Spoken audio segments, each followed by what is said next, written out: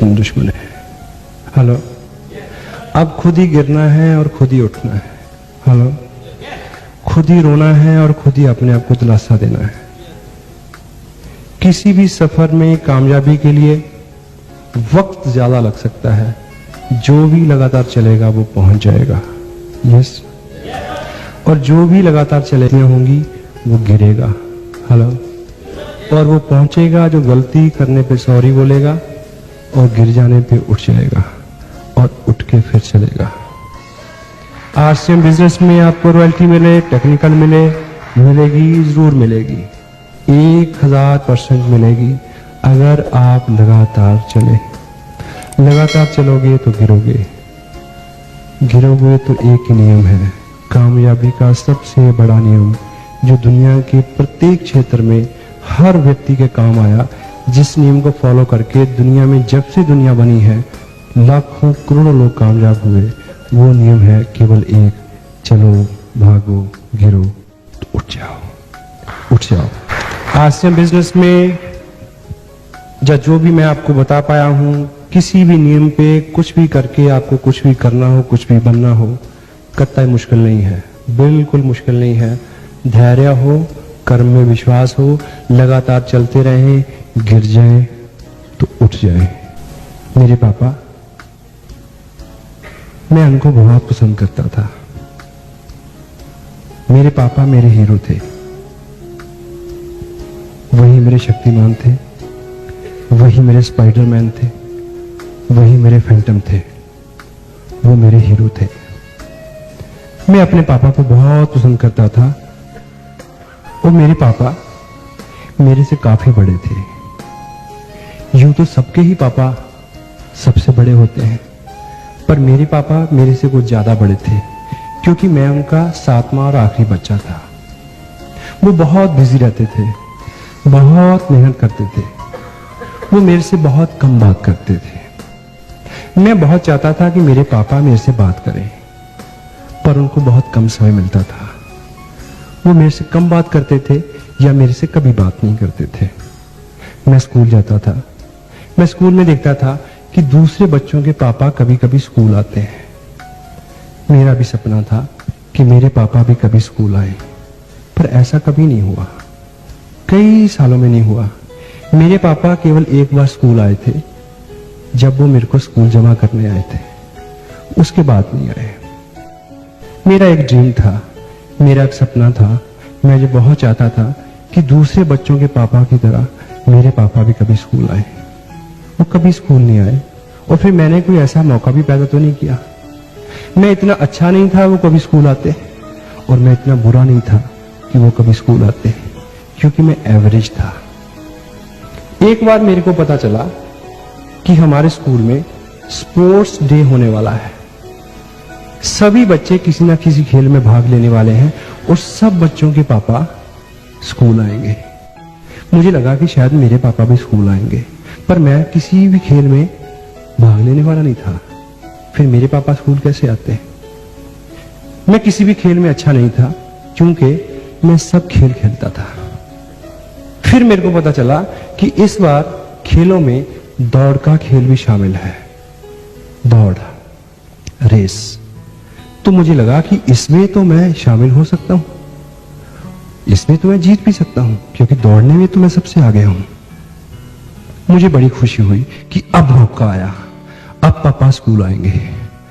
मैंने नाम लिखाया कि मैं भी दौड़ में शामिल होऊंगा, 100 मीटर की दौड़ में। मेरा नाम लिखा गया, स्पोर्ट्स का दिन आने वाला था। उससे एक रोज पहले मैं घर आया और मैं पापा के रूम में गया। पापा बहुत बिजी थे। मैं उनके पास खड़ा हो गया। मैंने बोला, पापा, कल हमारा स्कूल में स्पोर्ट्स डे है, मैं भी भाग ले रहा हूं, सब बच्चों के पापा स्कूल आने वाले हैं, आप भी स्कूल आओगे? मैं ये कह के चुप हो गया। काफी देर खामोश रहा, वो भी खामोश रहे, अपना काम करते रहे। काफी देर बाद उन्होंने वो जवाब दिया जिसकी मुझे उम्मीद थी कि चल अपना काम कर। मैं निराश होकर उनके कमरे से बाहर आ गया। मुझे पता था कि मेरे पापा स्कूल आने वाले नहीं हैं। स्पोर्ट्स का दिन आया, सभी बच्चे बहुत खुश थे क्योंकि सभी खेल में भाग लेने वाले थे और सभी के पापा स्कूल आने वाले थे, पर मेरे पापा आने वाले नहीं थे। खेल का समय हुआ, सभी बच्चे दौड़ वाली रेखा पे आके खड़े हो गए। सबके पापा सामने खड़े थे, सभी बहुत खुश थे। खड़ा तो मैं भी था, पर मैं खुश नहीं था। दौड़ शुरू होने की सीटी बजी, 1 बजी, दूसरी बजी, तीसरी बजी तो मैंने सामने देखा पापा सामने हैं। मेरे को बहुत खुशी हुई, मुझे लगा अब मैं जरूर जीतूंगा। सब बच्चे भागे, मैं सबसे तेज भागा, लेकिन क्या हुआ कि मैं 10 कदम भागने के बाद गिर गया। मैं उठा और फिर भागा, उठा फिर भागा, फिर गिरा, फिर उठा, फिर भागा, फिर गिरा, फिर उठा, फिर भागा, फिर गिरा। अब क्या हुआ? अब तो मैं दौड़ शोर की रेखा से 10 गज पहले ही गिर गया। मैंने देखा सभी बच्चे शोर की रेखा पे पहुंच चुके हैं और सभी बच्चे अपने अपने पापा की बाहों में झूल रहे हैं। मैं गिर चुका था। अब की बार मैं उठ के भागा नहीं, सिर्फ चला, आंखें नीची करके। मैंने देखा कि मेरे पापा मेरी तरफ बढ़ रहे हैं, मैं उनकी तरफ बढ़ रहा हूं। मेरा पूरा शरीर ठंड से सुन्न था, पूरा बदन कांप रहा था, मेरे गाल शर्म से लाल हो चुके थे। मैंने बढ़ते बढ़ते पापा के कदमों को आगे आते देखा और उनकी टांगों से चिपक गया और मैंने बोला, पापा आई एम सॉरी पापा, मैं हार गया, आई एम वेरी सॉरी।